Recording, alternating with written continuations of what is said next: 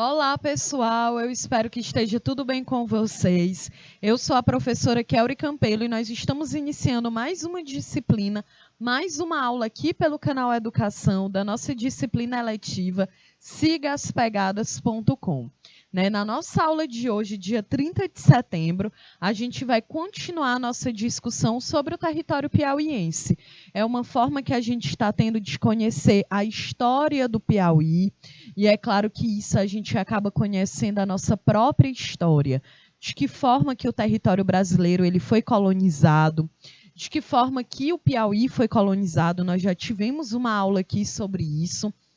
Então, é bem interessante, porque, afinal de contas, é a possibilidade que a gente tem de conhecer a nossa própria história, gente, de entender um pouco da formação da nossa identidade, porque nós somos seres sociais e a gente forma a nossa identidade justamente no meio social, no coletivo, na interação que a gente vai tendo com outras pessoas ao nosso redor, ok?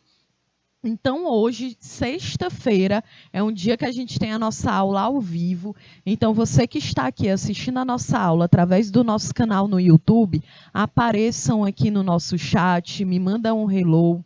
É super importante que a gente esteja aqui se comunicando, né? Então, apareçam aqui no nosso chat. Olha só, hoje a nossa aula, né, é conhecer alguns dados específicos sobre a colonização, a formação do território piauiense, né?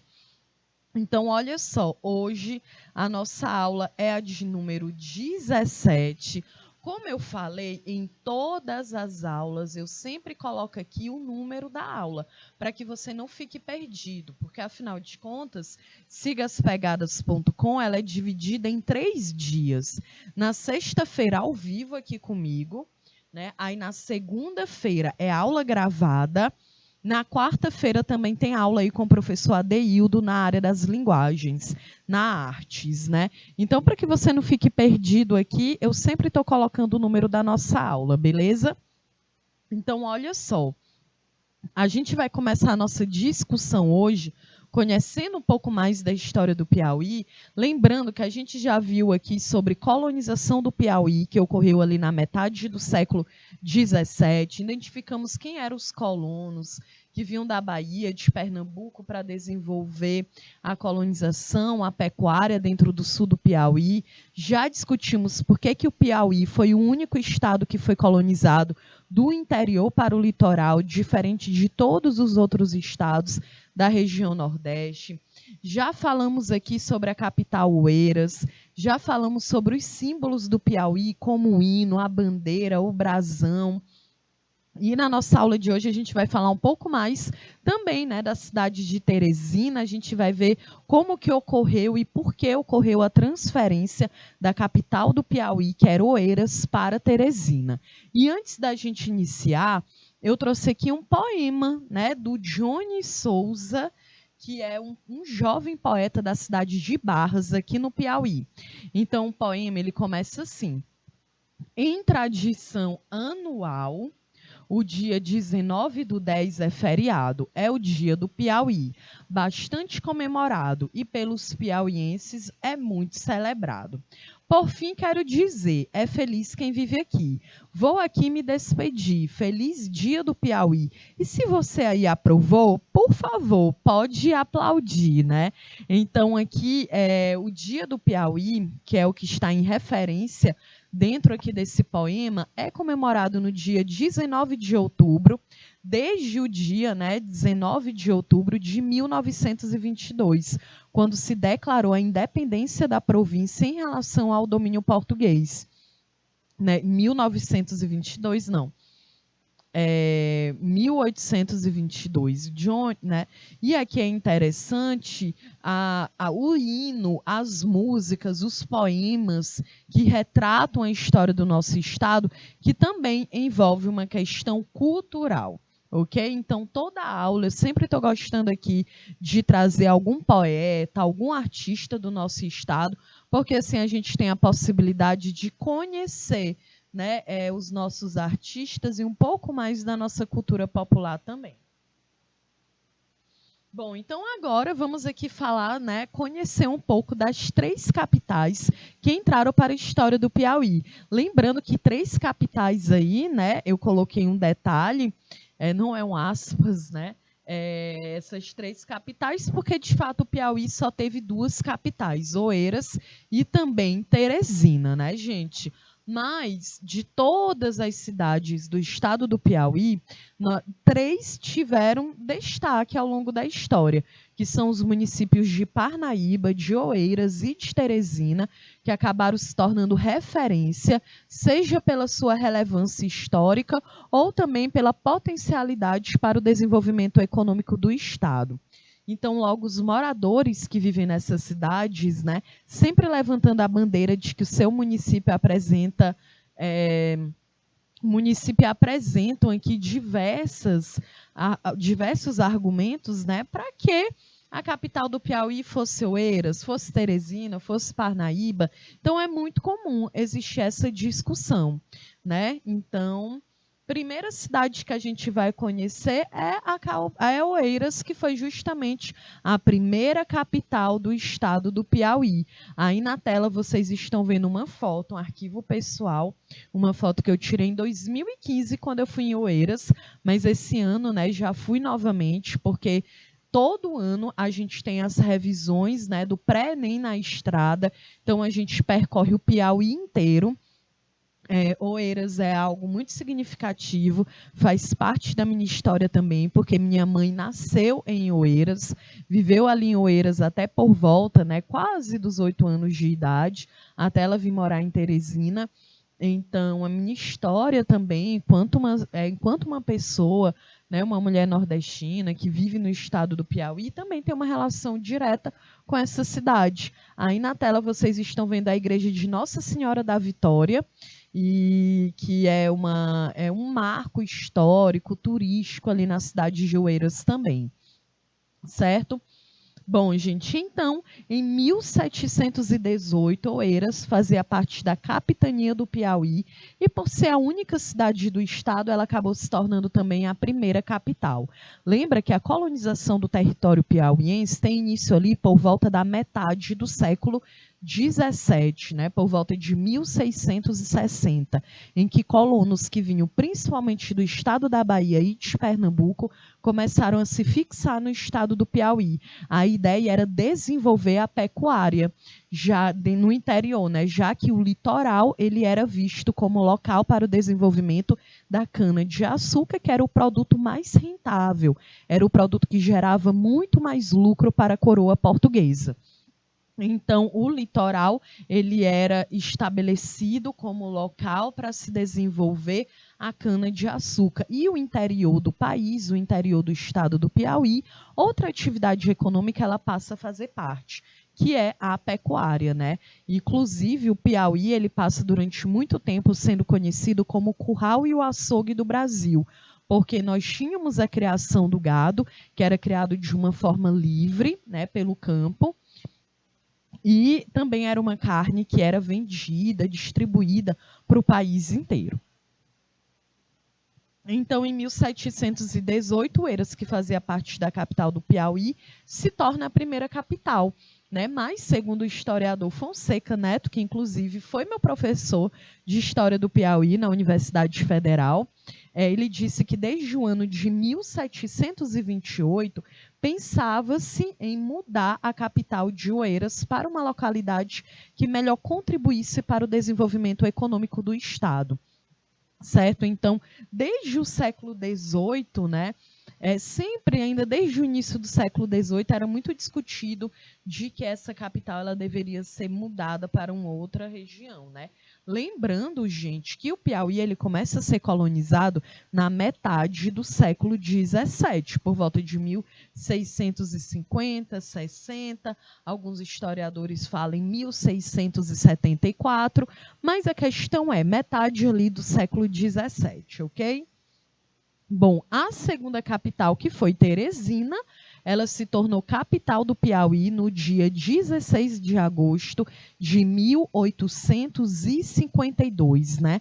Por isso que o professor Fonseca Neto, ele diz que pelo menos desde 1728 que já existia essa discussão de que forma que a capital, né, do Piauí ela poderia ser retirada de Oeiras e ir para Teresina. E isso acaba ocorrendo no dia 16 de agosto de 1852.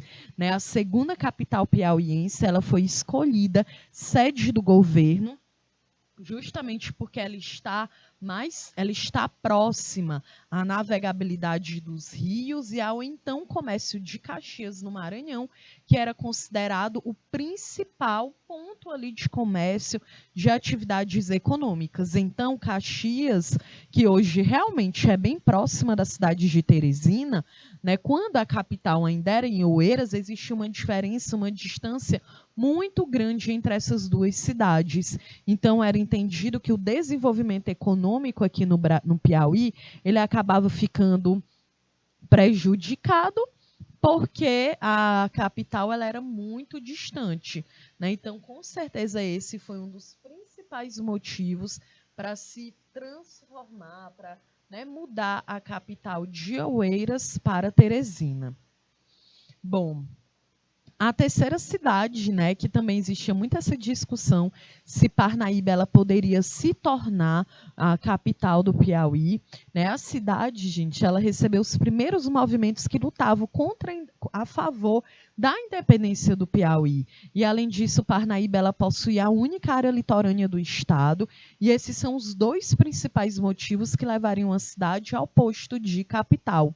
Então, muito era discutido, né? Porque Parnaíba ela tinha uma atividade muito intensa em relação ao povo que participava ali da luta pela independência do Piauí.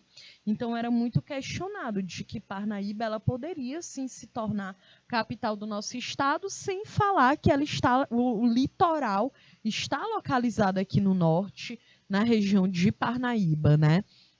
E aí é bem interessante, lembra que a gente estudou por que o Piauí ele foi o único estado que ele foi colonizado do interior para o litoral, porque ali durante o século XVII, em que a cana-de-açúcar ainda era uma das principais atividades econômicas, o litoral ele era inteiramente voltado para a produção da cana-de-açúcar, devido ao seu solo, devido ao seu clima. E aí, o interior era visto que deveria ser desenvolvida outras atividades econômicas, né, gente? Isso é um marco, porque o estado do Piauí é o único estado da região Nordeste que não tem a sua capital localizada no litoral, ok? Bom, aqui na tela vocês estão vendo aí uma imagem do Porto das Barcas, que é um ponto turístico na cidade de Parnaíba. Né? É bem interessante, aqui é um dos portos mais antigos também do Brasil. É um monumento, é um espaço público tombado pelas obras do PAC, das cidades históricas em Parnaíba, no Piauí. A fonte é do IFAM, né, do Instituto que estuda sobre o patrimônio histórico cultural nacional.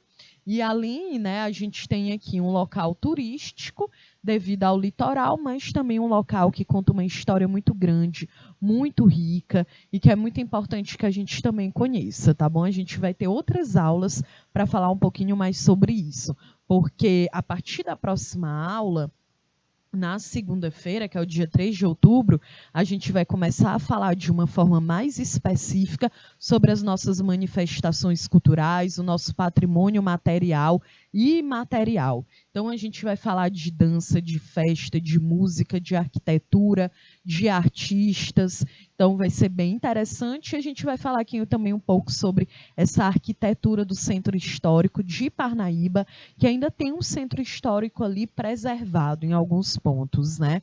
Isso é importante a gente refletir, porque, por exemplo, a cidade de Teresina, o nosso centro histórico, ele está bem desprotegido, gente. Basicamente está virando aí estacionamento. Então é muito importante que a gente entenda que o patrimônio ele é imaterial e material também, como nós já vimos aqui em aulas anteriores. Bom, então agora vamos falar aqui um pouquinho sobre a cidade de Teresina. conhecer um pouco a história dessa cidade, né, que é a capital do Piauí.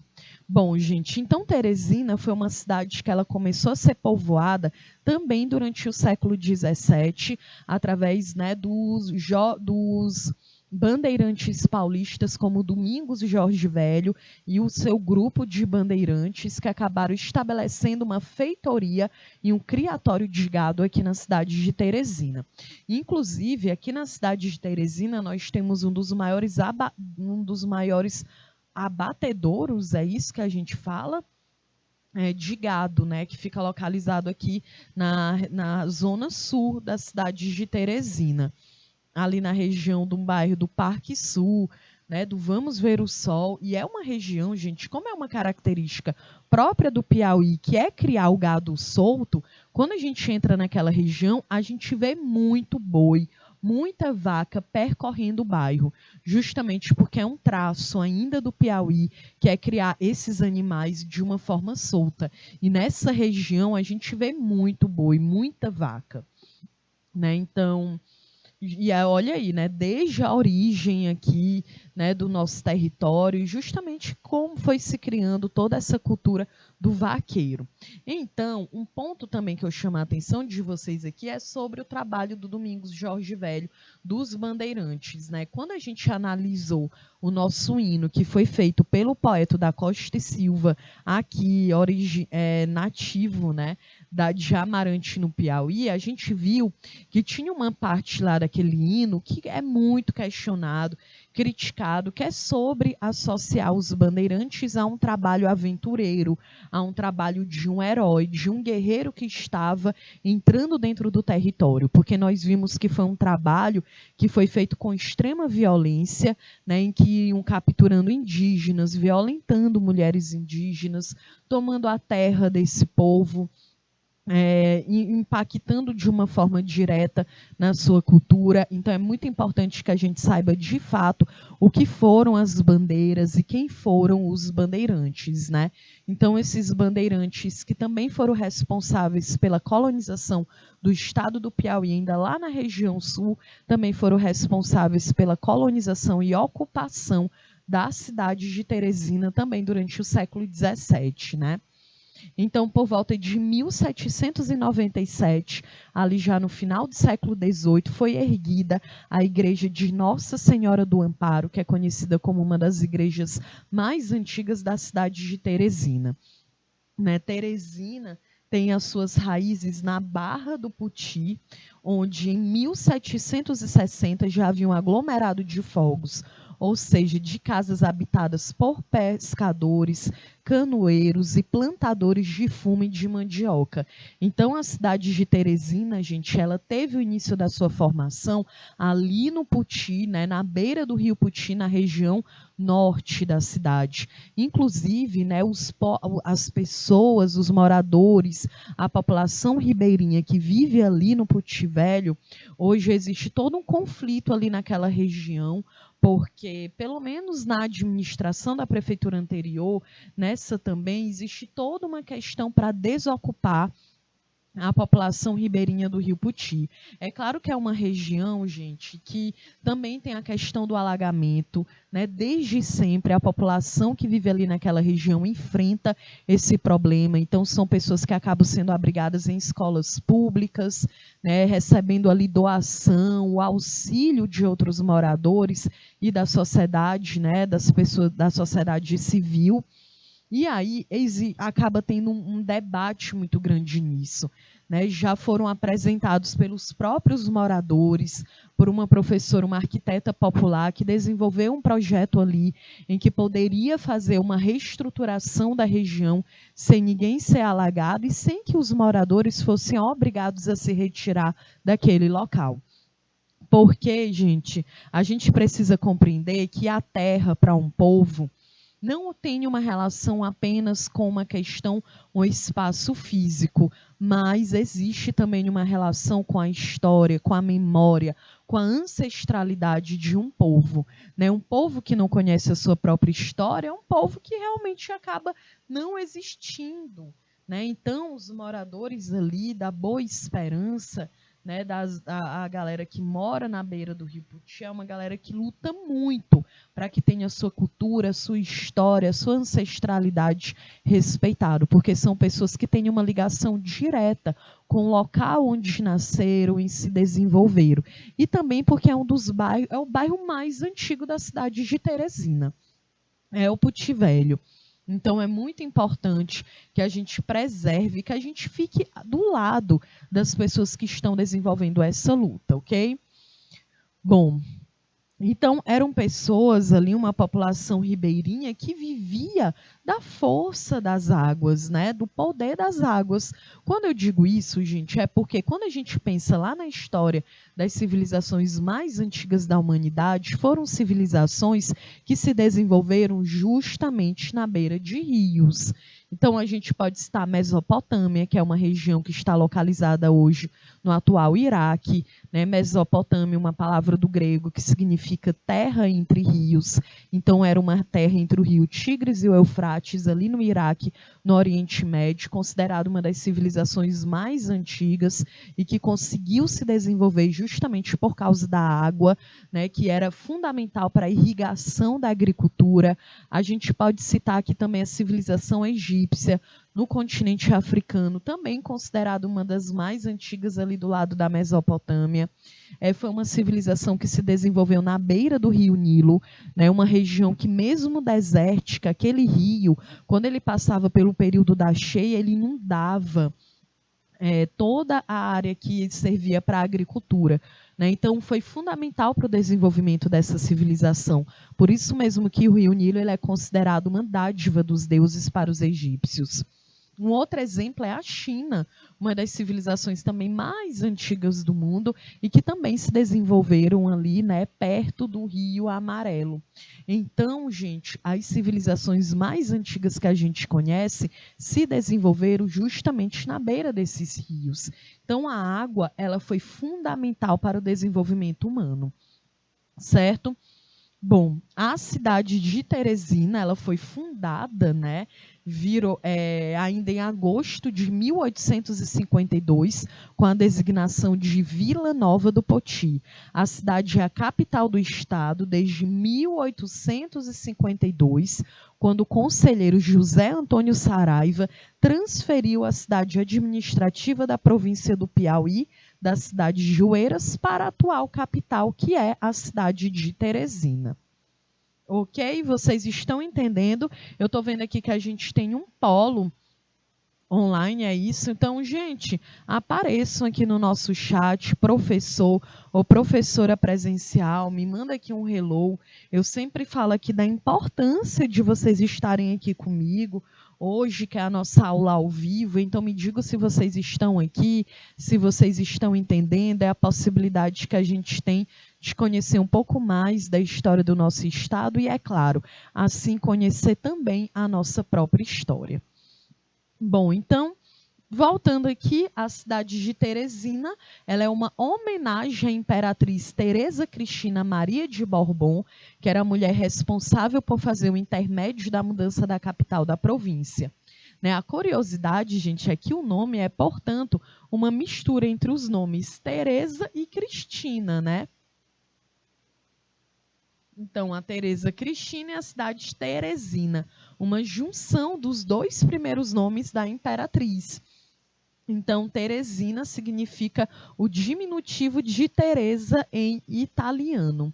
Né? Foi a esposa, quem foi, né? A Teresa Cristina, gente? Ela foi a esposa do imperador Dom Pedro II. Né, o Dom Pedro II, que se torna imperador do Brasil lá em 1840, quando ele tinha apenas 14 anos de idade, quando foi dado o golpe da maioridade. Né, o Dom Pedro II, ele era filho do Dom Pedro I. Dom Pedro I, que é conhecido aí por proclamar a independência do Brasil, inclusive nós já fizemos essa discussão aqui, que a independência do Brasil ela foi muito mais na teoria do que na prática, porque a gente se torna independente em 1822, mas toda aquela estrutura política, econômica, social, ela permanece, ela não gera transformação na vida da sociedade de fato, porque a monocultura permaneceu, a agroexportação, o latifúndio e a escravidão, gente. Então, as estruturas políticas, econômicas e sociais, após a independência, elas permaneceram as mesmas de quando o Brasil era uma colônia de Portugal. Sem falar que o Brasil ainda teve que fazer um empréstimo com a Inglaterra, teve início aí a dívida externa brasileira, justamente para poder pagar Portugal, e só assim que Portugal foi reconhecer a independência do Brasil. Então, de fato, foi uma independência muito mais no papel, na teoria, do que na prática, né? E aí o Dom Pedro I declara essa independência em 1831. 9 anos depois, ele sai do Brasil, volta para Portugal. O Brasil passa um período ali de 9 anos vivendo uma regência, até que é dado o golpe da maioridade e o Pedro de Alcântara se torna no segundo imperador do Brasil com apenas 14 anos de idade. E aí ele se torna Dom Pedro II, que foi casado com a imperatriz, né, a Teresa Cristina Maria de Borbon. Então, e aí ele fica sendo imperador do Brasil até a proclamação da República lá em 1889, que também é conhecida como um golpe, né, gente, que foi organizado e praticado pelos militares e que principalmente não houve participação popular, né? Se na independência a gente teve sim muitas revoltas, muitas manifestações populares, infelizmente todas muito abafadas de uma forma muito violenta, na proclamação do Brasil nós não tivemos essa participação, ok?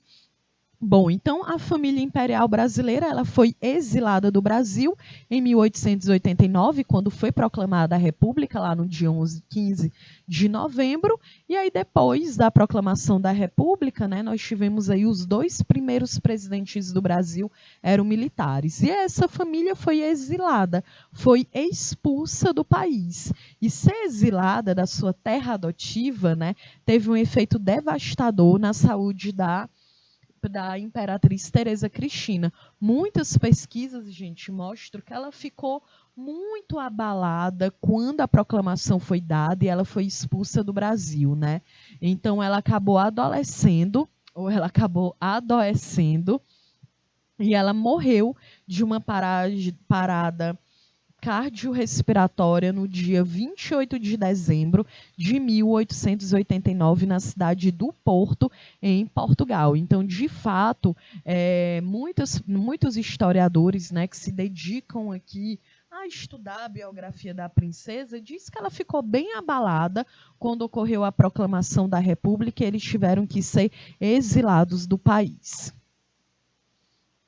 Bom, então vamos ver aqui a transferência da capital, né?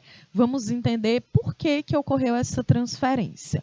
Olha, gente, o surgimento da cidade de Teresina, ela foi fruto, com certeza, né, de interesses políticos e econômicos ao reivindicarem a modernidade e o desenvolvimento para o estado do Piauí. Existia todo esse discurso. Essa transferência ela ocorreu durante o governo de José Antônio Saraiva, né, e ocorreu, como nós já sabemos, lá em agosto de 1852. Então, por quê, gente? Porque vai ocorrer, né, a economia pecuária, a criação do gado, ela vai entrar em declínio aqui no Piauí. Então, as elites políticas lá de Oeiras acabaram demonstrando a incapacidade de criar alternativas, né, que pudesse gerar um crescimento novamente da economia ali na região sul do país. E foi justamente esta situação que deu origem à ideia de transferir a capital de Oeiras para a região da Vila do Puti, como era conhecida Teresina. A região onde, né, foi se criar a cidade de Teresina, segundo o pensamento do Saraiva, ele achava que as condições aqui na cidade de Teresina, né, então as condições para se resolverem os problemas fundamentais que provocavam a crise vivida pela sociedade piauiense da época, né? Então, ele acreditava assim, olha, beleza, então se a principal atividade econômica do Piauí, que ela está estabelecida lá em Oeiras, está em declínio, é hora a gente precisa resolver isso, senão o Piauí, ele de fato vai entrar numa grave crise econômica, né? Até podendo perder ali, se tornar cada vez mais dependente, voltar a ser província do Maranhão ou de Pernambuco. Então, segundo Saraiva, a cidade de Teresina, ela tinha as condições ideais para se resolver esses problemas fundamentais que geravam essa crise econômica, né? Porque ele acreditaria que o eixo das relações políticas e econômicas mudaria. Porque antes as nossas relações políticas e econômicas estavam situadas no interior da província, que era o Piauí, em uma região que tinha de uma difícil comunicação, e que mas se manteve muito viva enquanto a pecuária ainda se mostrava capaz de sustentar a região. Depois que a pecuária ela não se mostra mais capaz, né, de ser a principal atividade econômica do Piauí, aí se chega nessa conclusão de que chegou o momento para transferir a capital. Bom, então, aí na tela vocês estão vendo uma imagem, né, de como seria o José Antônio Saraiva, uma imagem de 1861. Bom, gente, essa ousadia, né, ficou conhecida assim, do Saraiva, acabou lhe rendendo bastante prestígio, porque era a ideia de que ele teve muita coragem e também a capacidade para convencer o povo piauiense, principalmente as oligarquias de Oeiras e de Campo Maior, a aderir a essa nova ideia de progresso que seria a transferência da capital. Lembrando que oligarquias significa o quê? Oligarquia significa um governo de poucos. Então, pode ser um partido político, pode ser uma família que governa. E a província do Piauí ela era muito comandada, assim, por pequenos grupos políticos e sociais que acabavam concentrando nas suas mãos as decisões políticas, econômicas, culturais da região. Então, o Antônio Saraiva ele acaba ficando bem conhecido por isso, né? Porque ele conseguiu convencer essas oligarquias, esses grupos privilegiados, principalmente de Oeiras e de Campo Maior, de que sim, de que seria uma ótima ideia transferir a capital de Oeiras para a cidade de Teresina. Né? E, gente, chegando mesmo até a assustar o governo central do Rio de Janeiro, que acreditou por um momento ter sido um erro colocar um jovem para assumir um posto político tão importante. Porque o Antônio Saraiva, ele batia muito nessa tecla, como a gente viu há muito tempo, de que seria legal, sim, transferir a capital. E ele acaba conseguindo lá em agosto de 1852, né? Porém, futuramente, com o sucesso do seu projeto e sua boa administração em outras províncias, ele acabou se tornando um homem de confiança de Dom Pedro II, né? Então, ele teve todo esse trabalho muito reconhecido. Então, agora, vamos ver aqui, dentre os fatores que levaram à transferência da capital, nós podemos destacar, eu acho que eu coloquei aqui, 6 fatores que a gente pode destacar que foram fundamentais para essa transferência. O primeiro deles é, gente, o fato de Oeiras, né? Lembra que ela era conhecida como a Vila da Mocha? Ainda na metade do século XVII, ela estava localizada em uma região que era conhecida como Sertão Piauiense. Então, era uma região muito árida, muito seca, né? Tinha longos períodos de seca, então isso aí foi um ponto, né, que foi levado em consideração. Então, tu imagina, né? Era conhecida pela pecuária, criar boi, vaca numa região tão seca, gente. Então, isso aí foi muito questionado também. Outro fator foi a distância entre Oeiras, né, que era localizada, lembra? A gente teve uma aula aqui também sobre o Rio Parnaíba. Oeiras está localizada nos baixos planaltos do Médio Parnaíba, né, mais precisamente no Vale do Rio Canidé, que é um rio temporário. Então, existe uma distância muito grande entre Oeiras e o Rio Parnaíba. né, que tem cerca de 200 quilômetros. E o rio Parnaíba era a principal via fluvial por onde se escoava a maior parte da produção da província. Então, se entendia como que o rio, né, a principal forma ali de transporte, de ligação com outras províncias, era muito longe de Oeiras, 200 quilômetros, né? Então, isso também foi levado em consideração. O terceiro fator é a confiança de que a mudança da capital ela traria consigo o desenvolvimento econômico, né? Porque se acreditava que ali a gente conseguiria fazer uma navegação a vapor no rio Parnaíba e isso iria facilitar a exportação, a venda de produtos aqui do Piauí para outras regiões do Brasil e também para fora do país, né?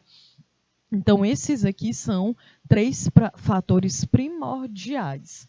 A gente vai ver agora o quarto fator, o crescimento de um discurso mudancista, né?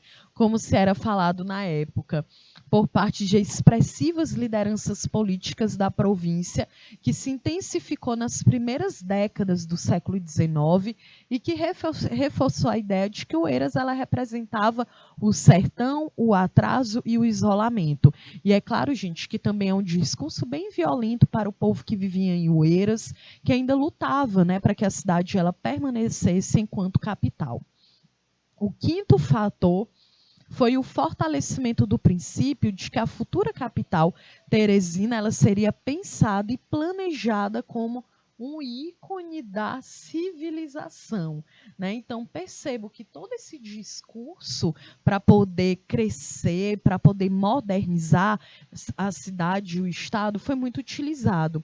Então, existia muito uma projeção de futuro que legitimava essa ideia de progresso, né? Então, acreditava que o progresso e o desenvolvimento do Piauí ele só seria possível se a capital fosse retirada de Oeiras e passasse a ser Teresina.